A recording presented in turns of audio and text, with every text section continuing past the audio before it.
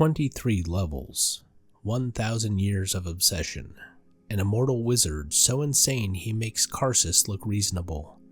Somewhere beneath the bustling streets of Waterdeep, beneath the taverns and markets, beneath the sewers and cellars, beneath even the deepest basements, there exists a dungeon so vast, so deadly, and so utterly deranged that it has consumed entire adventuring companies without a trace. It's been called the largest known mass grave in Faerun today, and that's not hyperbole. This is Undermountain, the domain of Halaster Blackcloak, where reality bends, monsters from across the multiverse prowl endless corridors, and death waits in forms both mundane and impossible. This is the story of D&D's ultimate megadungeon, and the mad genius who built it. Before we descend into the dungeon itself, we need to understand the mind that created it. Halaster Blackcloak, formerly Halaster Blackcloak, is a notorious, ancient, and utterly insane wizard who's become as much part of Undermountain as the stone itself. But he wasn't always mad.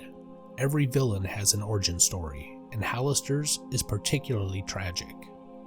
In 168 DR, Halaster arrived at the foot of Mount Waterdeep with his team of apprentices, collectively called the Seven. He was powerful, ambitious, and this is important, sane. As a young man, he was more gregarious, creating and hosting mage fairs and spell moots, and taking many apprentices. He was, by all accounts, a prodigious archmage, but a relatively normal one by wizard standards. Some say he hailed from the Cradlelands, the nearly forgotten empire that spread humanity across Faerun, Karatur, and Zakara, from what became the Plains of Purple Dust, a wasteland created by conflict between the gods. Whatever his origins, Halaster chose Mount Waterdeep for specific reasons, as beneath it lay the ruins of ancient civilizations, layers of history and magic that called to him. Halaster summoned beings from other planes to build himself a wizard's tower. It started simply enough. A wizard's tower, some underground chambers, the standard archmage setup. But then Halaster discovered what lay beneath. The Underhalls, remnants of Clan Malarkin, a dwarven civilization that had built an extensive network of tunnels and chambers deep beneath the mountain. And that's when everything changed. Halaster refused to release the monsters and demons after they constructed his new home, instead sending them into the caverns to explore. He began exploring the Underhalls, battling Durgar and Drow, discovering ancient secrets and pushing ever deeper. What he found down there, or what found him, would transform him forever. The answer to why Halaster, not to mention a number of his apprentices, several of the powerful creatures that live in his dungeon, and even Durnan, owner of the Yawning Portal Tavern, are touched by madness lies thousands of years in the past, long before even aged Halaster was born.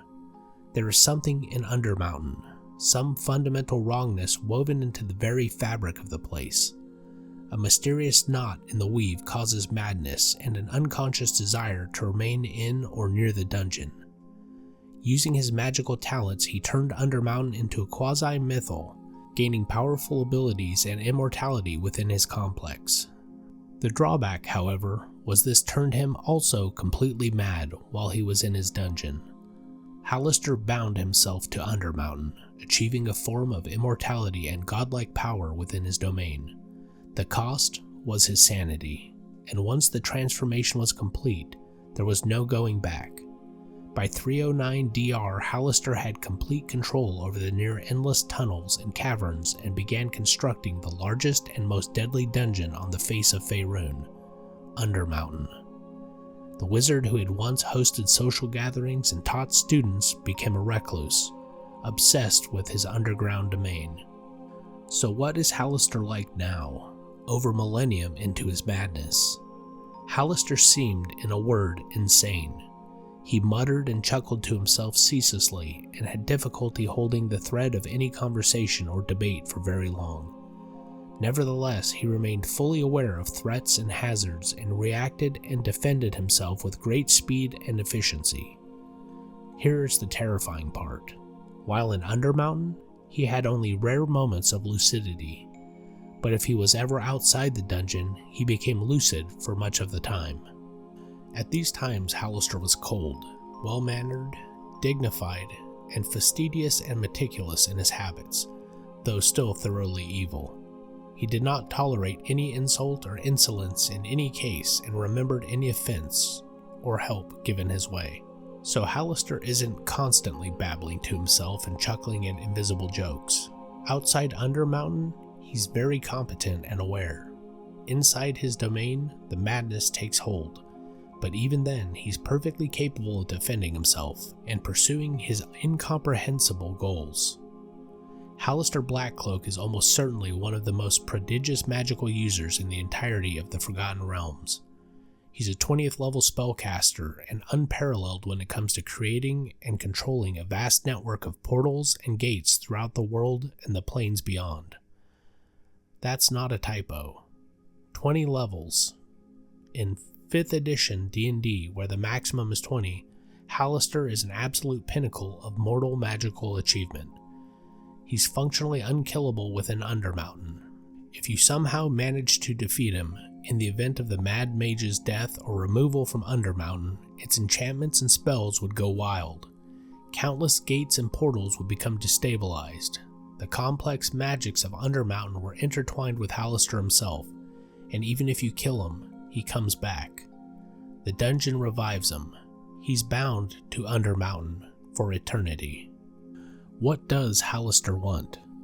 This is the million gold piece question, and the answer is both simple and infuriating. He's as mad as a box of frogmoths. Halaster regularly uses his teleportation expertise to capture and imprison powerful entities from throughout the multiverse in Undermountain, stocking his dungeon to the rafters with all manner of strange and dangerous creatures. Exactly why he does this is both simple and frustratingly unsatisfying. It's because he's absolutely, positively mad. Halaster doesn't have a grand plan to conquer the world. He's not trying to become a god. He's basically achieved that within his domain. He's not gathering power for some apocalyptic ritual. He's just building, experimenting, testing, playing.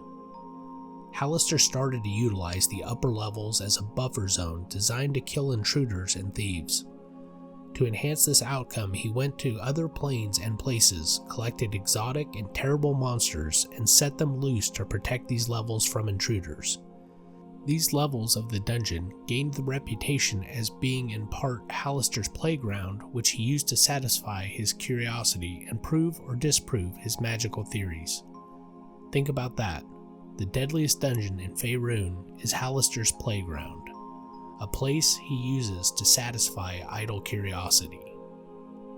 Undermountain isn't a fortress, it's a laboratory, a zoo, a testing ground, and a monument to madness all rolled into one impossible structure.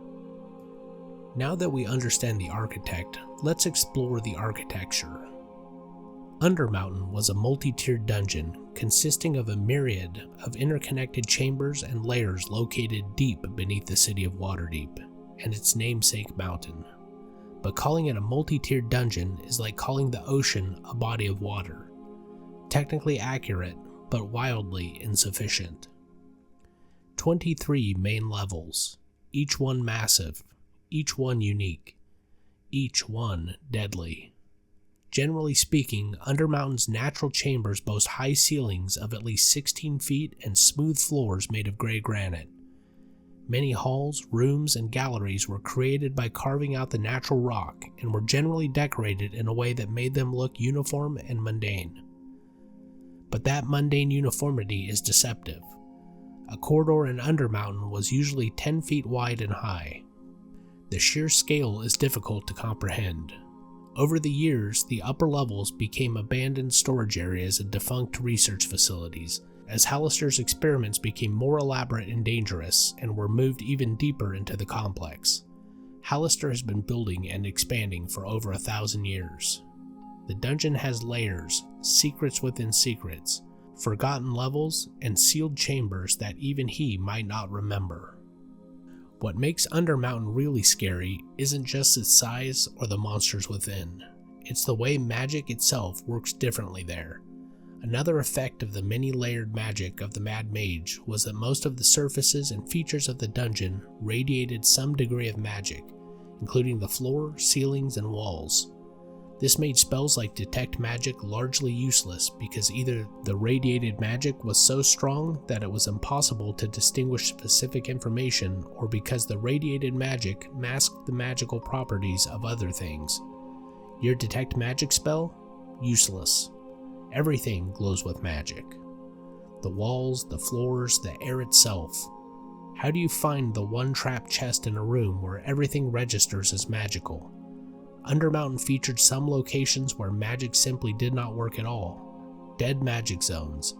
Areas where your spells fail, your magic items go inert, and you're suddenly very mortal and very vulnerable. And then there are the gates. Oh, the gates. Halaster Blackcloak is unparalleled when it comes to creating and controlling a vast network of portals and gates throughout the world and the planes beyond. Undermountain is crisscrossed with portals, to other levels, to distant parts of Faerun, to other planes entirely.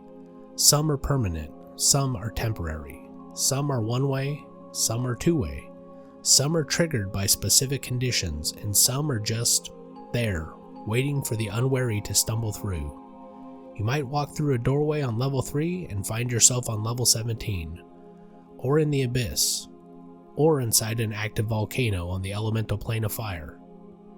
Halaster can activate and deactivate these at will, which means he can turn the dungeon into a maze with exits that lead nowhere or everywhere depending on his mood.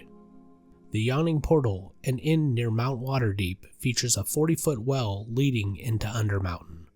Adventurers pay 1 gold piece to descend, often for lucrative quests. It's brilliantly cynical. There's a tavern built directly over the entrance to the deadliest dungeon in the world, and they charge you a gold piece for the privilege of being lowered into it. The owner, Durnan, is himself an Undermountain survivor, one of the few who went deep, found treasure, and made it back out with enough wealth to retire and build a tavern.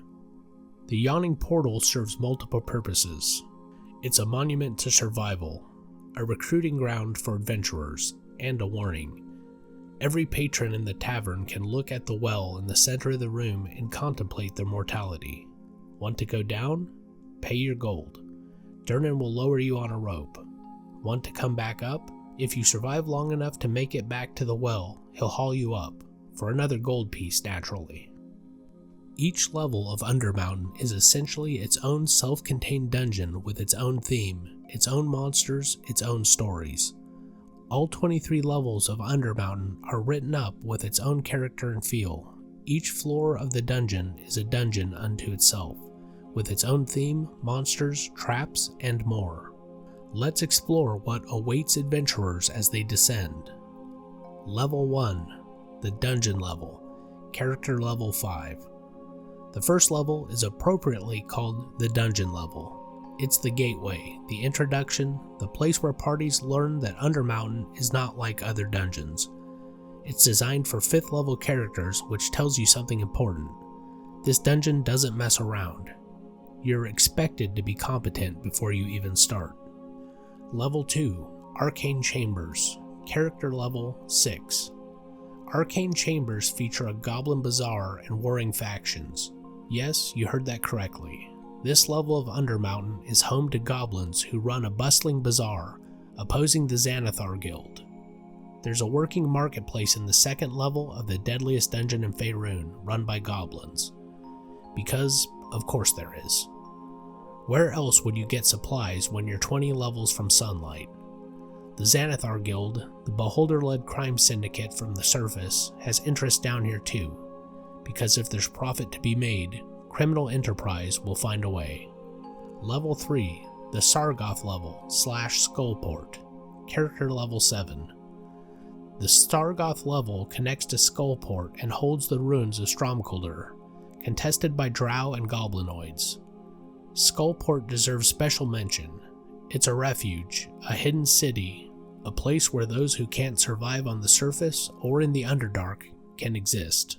It's seedier than the worst parts of Waterdeep, connected to both the surface and the deep Underdark. and is technically part of the Undermountain's 3rd level. The Drow are here, specifically House Avrindar, conducting experiments with giant spiders, because Drow gonna drow, even in a mad wizard's dungeon. Level 4, the Twisted Caverns, character level 8.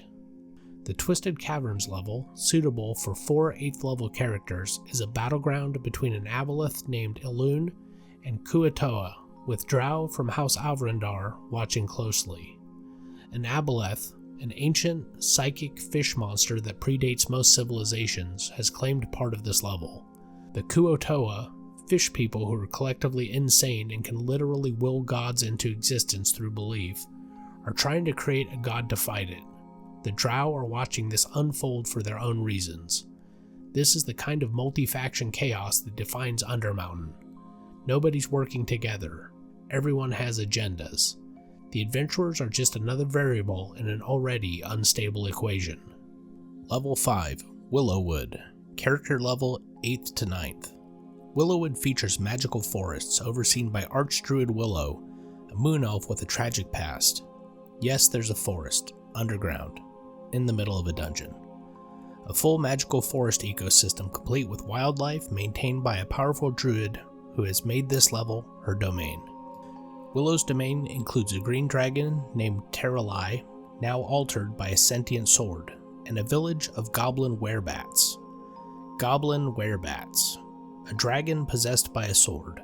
A druid who will kill you for disturbing her forest. This level alone could be an entire campaign. Level 6, the Lost level, character level 9th. This level tells the story of a former living space, and many rooms have no puzzle, trap, or monster of any kind in them. Just stuff to see and potentially feel some kind of way about as you proceed. The Lost level is haunting because it's empty. It's a former dwarf hold, abandoned, quiet. Rooms where dwarves once lived and worked, now silent. It's a palate cleanser after the chaos above, but don't mistake quiet for safe. Level 7, Mad Goth's Castle, character level 9th to 10th. One of Halaster's apprentices built a castle inside the dungeon, because why not? Mad Goth was clearly learning from his master. If you're going to go insane, commit to it fully. Level 8, Slither Swamp, character level 10. Exactly what it sounds like, a swamp, underground, in a dungeon, complete with all the creatures you'd expect in a swamp, plus whatever Halaster decided to throw in for fun. Level 9, Dwarmercore, character level 10 to 11. This is where things get academically dangerous. Dwarmercore is essentially a magical research facility still active, still conducting experiments. It's less a traditional dungeon and more a place where magic itself is being pushed to its limits. Level 10, Mural's Gauntlet, character level 11. Mural is one of Halaster's mad apprentices, mutated by their experiments. The Gauntlet is their testing ground, their playground, their proof of concept for various magical atrocities. Level 11, Troglodyte Warrens, character level 11 to 12. Troglodytes, reptilian humanoids that smell like rotten eggs, have claimed the entire level. It's theirs. They've built a society here. It stinks. Literally. Level 12, the Maze level, character level 12. Maze level is straightforward in concept, but maddening in execution. It's a maze, in a dungeon that's already confusing. Good luck. Level 13, Trobriand's Graveyard, character level 12 to 13. Trobriand's Graveyard features lava children, constructs created by another of Halaster's apprentices. Trobriand is known as the Metal Mage and specializes in construct creation. Lava children are CR3 monsters immune to metal and fire of all kinds. The level is partially flooded with lava, because when you're an insane wizard's insane apprentice, moderation is for the weak. Level 14, Arcturia Doom, character level 13. Named with all the subtlety of a sledgehammer. You know it's bad when the level name includes Doom. Level 15, the Obstacle Course, character level 13 to 14. Obstacle Course features a Death Tyrant Overseer and Announcer. That's right, an undead beholder watches over a trapped obstacle course and announces your progress like it's a game show, because Halaster thinks it's funny. Level 16, Crystal Labyrinth, character level 14. Crystal Labyrinth has a roving Githyanki band. The Githyanki, planar warriors who ride red dragons and hate mind flayers, are here. Why? Who knows? Halaster probably thought it would be interesting. Level 17, the Sea Deeps, character level 14 to 15. Sea Deeps has a mind flayer colony. Mind flayers, an entire colony. This far down, there's a thriving community of brain-eating psionic horrors. They've set up shop, they have plans. Those plans involve your brain. Level 18, Vanrik Doom, character level 15. Another Doom level. You're not even surprised anymore. Level 19, Caverns of Ooze, character level 15 to 16. Caverns of Ooze has a Mind Flayer Spelljammer captain. Not just Mind Flayers, a Mind Flayer who captains a Spelljammer, a magical spaceship. There's a spaceship in an underground dungeon, captained by a brain-eating monster. This is the point where you realize Halaster has been collecting things from across the multiverse, and you've only seen a fraction of his hoard. Level 20, Runestone Caverns, character level 16 to 17. You're so deep now that the monsters themselves are geological features. Level 21, Terminus level, character level 16 to 17. The name implies an ending. It's not. It's never the ending with Halaster. Level 22, Shadow Dusk Hold, character level 17. Shadow Dusk Hold is the remnant of another of Halaster's apprentices, Shadow Dusk, who delved too deep and paid the price. Their hold is now a monument to failure and a warning that even Halaster's students aren't safe from his playground. Level 23, the Mad Wizard's Lair, character level 17 to 20. The final level, Halaster's personal domain, the place where the Mad Mage himself can be found, when he wants to be found. Halaster has the ability to make use of contingency spells and clones of himself to ensure his survival in any spell battle. Inside Undermountain, he could command all kinds of constructs, including crawling claws, helmed horrors, and various golems. Fighting Halaster on level 23 isn't just fighting a 20th level wizard, it's fighting a 20th level wizard on his home turf, where he's functionally immortal, where he controls every portal and trap, where he can summon constructs and activate contingencies that he's had 1,000 years to prepare. It's not a fair fight. It was never meant to be. The monsters in Undermountain aren't just random encounters. You can find creatures like a pair of intelligent black puddings or a couple of goblin con artists alongside serious threats like a drow mage, bent on conquest, or a Eulatherid, sort of an ultra mind flayer who will one day become an elder brain. A lot of these monsters are designed with their lair, or their level, or even their specific room there in mind. As a result, these monsters fit in with the rest of the dungeon, making every room feel distinct. Let's talk about some of the unique creatures. Shadow Assassins. Shadow Assassins combine their resistances, most elemental damage, save force, and non-magical weapon damage only deals half damage. They cannot be paralyzed or grappled or otherwise trapped.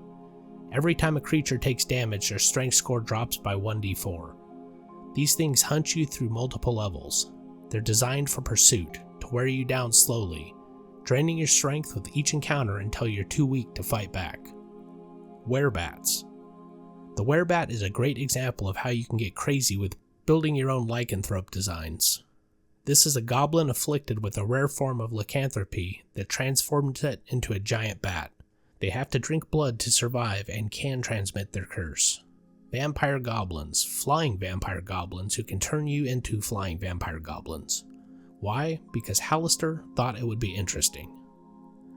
Scaladars. Scaladars are constructs designed by Halaster's construct-crazed apprentice, Trobrand. These electric scorpion monsters have control rings scattered around. When players encounter these creations, they might even be under the command of a friendly gnome, and it's entirely possible that PCs might command such a creature. You might befriend a giant electric scorpion construct. You might use it to fight other monsters, and then later, Trobrand might decide to take control back. Your ally becomes your enemy in an instant because the metal mage felt like it. The Collection from Beyond. Halaster doesn't just use monsters from Faerun. Halaster regularly uses his teleportation expertise to capture and imprison powerful entities from throughout the multiverse in Undermountain. That aboleth on level 4? Probably pulled from some deep ocean on another world. The Githyanki on level 16? Snatched from the astral plane. The Mind Flayer Spelljammer Captain. Halaster found that and thought, this would be funny to watch adventurers deal with. Every level is a cross-section of the multiverse, filtered through the mind of an insane archmage. Running the dungeon. Dungeon of the Mad Mage is effectively 23 dungeons in one book, but it's also one massive dungeon, a megadungeon if you will, because all of these dungeons are linked.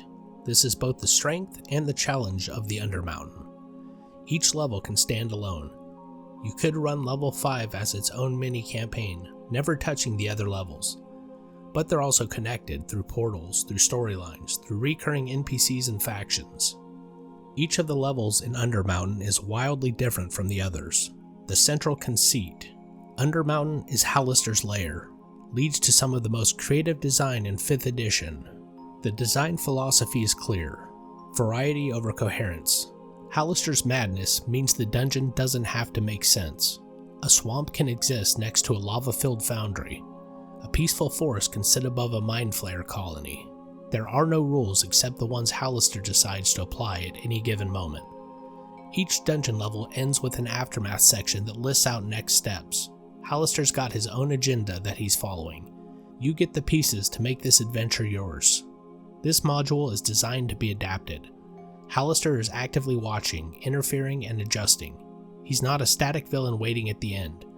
He's a presence throughout, occasionally appearing as statues that come to life to mock the party, or speaking through magical effects, or just showing up to observe before teleporting away.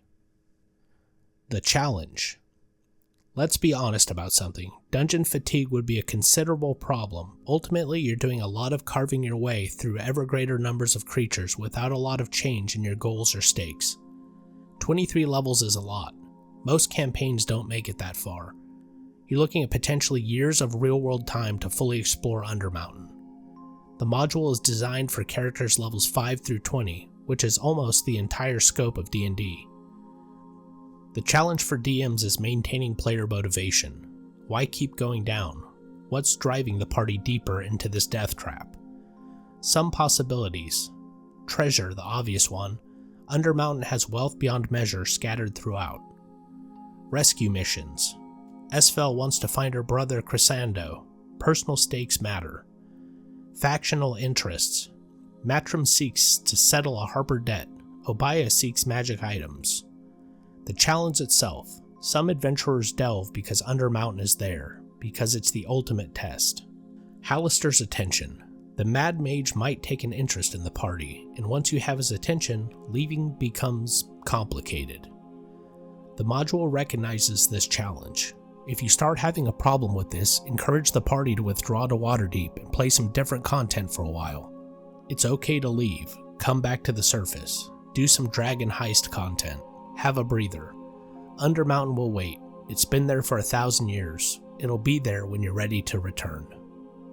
One of the things that makes Undermountain truly unique is that Undermountain is as much an extension of the wizard who designed it as it is a prison for its creator. Full of his personality, Undermountain is full of rooms where statues of Halaster come to life and mock or otherwise communicate with the players. Halaster knows you're there. He's watching. He's entertained by your struggles. Sometimes he helps, sometimes he hinders, and sometimes he just watches to see what happens. The Mad Mage treats adventurers like we treat characters in video games. He's playing, experimenting, seeing what happens when he changes variables. Will the party fight the aboleth or ally with it? What happens if he opens this portal right now? How will they react to a talking black pudding? This is his hobby, his entertainment, his research. You're not delving Undermountain. You're participating in Halaster's ongoing experiment in controlled chaos. That's terrifying in a way that traditional villain isn't. You can't negotiate with Halaster because he doesn't want anything from you. You can't predict him because he's insane. You can't escape him because you're in his domain and he controls all the exits. The best you can do is survive, adapt, and hope he finds your struggles interesting enough to keep watching rather than interfering. Undermountain has been a part of D&D lore since the early days, updated for each edition, always sitting beneath Waterdeep, always waiting. Waterdeep, Dungeon of the Mad Mage, was inspired by the runes of Undermountain. Undermountain, the Lost Level, Undermountain, Mad Goth's Castle, Expedition to Undermountain, and Halls of Undermountain. It represents something fundamental about D&D, the megadungeon as ultimate challenge. Not a villain with a plan to destroy the world, not an invasion force or a natural disaster, just a big, deadly, complicated dungeon that dares you to explore it. This is the first official published adventure with content intended for Tier 4, levels 17 to 20 in 5th edition. Most D&D campaigns never reach level 17. Undermountain is designed to get you there and keep you challenged even when you're one of the most powerful beings on the material plane.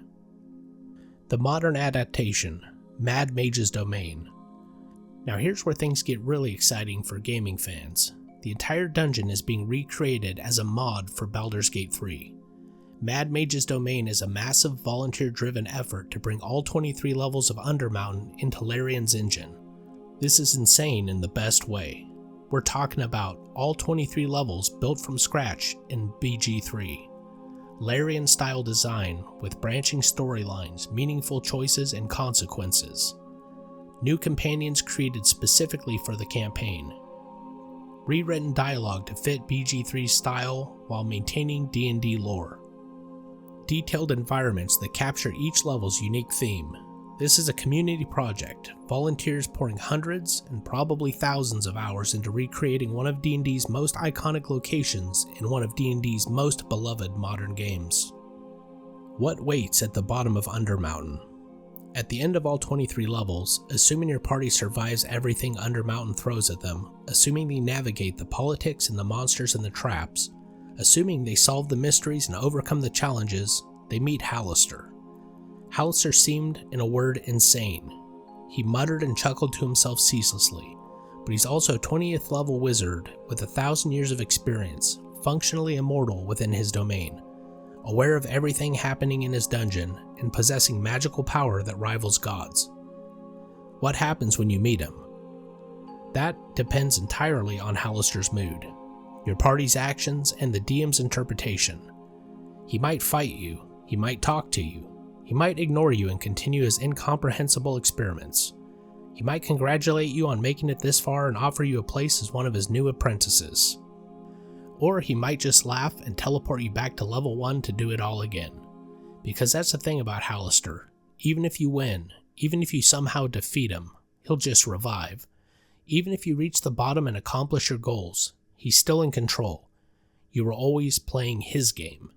You're still in his dungeon, and a wizard who has lived for over a millennium, who has turned himself into a quasi-god within his domain, who has collected monsters from across the multiverse for fun.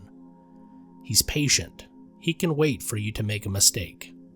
Have you not heard the tales of the Mad Mage of Undermountain?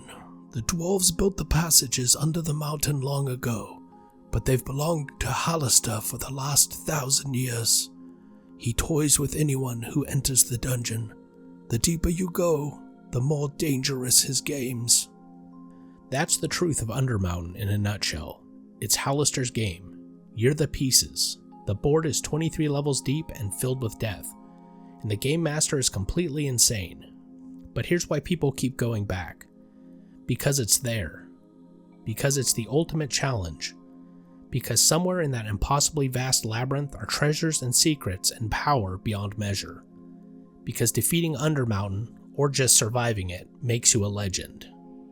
A great place to have fun, the most famous battlefield in which to earn a reputation as a veteran adventurer, and the largest known mass grave in Faerun today.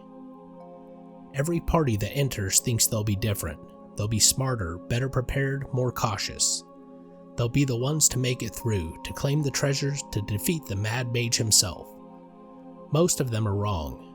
Their bones join countless others in the dark, another layer in Undermountain's foundations, another data point in Halaster's 1,000-year experiment. But some, a lucky, skilled, stubborn few, they make it. They survive. They return to the surface with tales that sound impossible, with scars that prove otherwise, with treasure that fund comfortable retirements and nightmares that last lifetimes. They're the ones who know the truth. Halaster doesn't lose. Even when you win, even when you survive, even when you walk back into the sunlight with more gold than you can carry, he got what he wanted. He watched, he learned, he was entertained. And tomorrow, another party will pay their gold piece at the yawning portal, step over the edge of that 40-foot well, and descend into the depths, certain that they'll succeed where so many failed. Halaster will be waiting. He's always waiting. Welcome to Undermountain. Halaster hopes you'll stay forever.